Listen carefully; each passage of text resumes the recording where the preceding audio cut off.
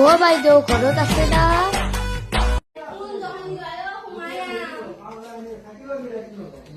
বাইদেউ জহনি চাই নহয় ৰ'ব মইহে। কোন হয় বাৰু আপুনি চিনি পোৱা নাই যে? মোক হিমন্ত মামাই হেদাইছে আকৌ 10,000 টকাটো যে দিছিল আপোনালোকক লাখপতি বাইদেউ কিবা কৰিলে?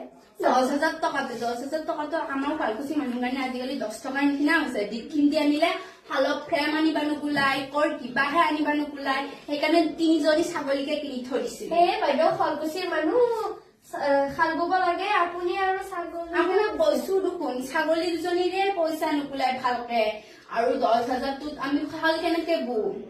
দিয়ক আহকচোন, আপোনালোকে আমাক ছাগলীটো দেখাব। ৰবহে, আপুনি কথাটো নাশুনে, আগে পেল পেলাই থাকে।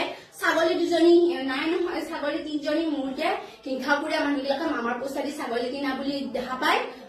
আজিলৈকে পাত্তাই নাই ছাগলীৰ, মৰি থাকে।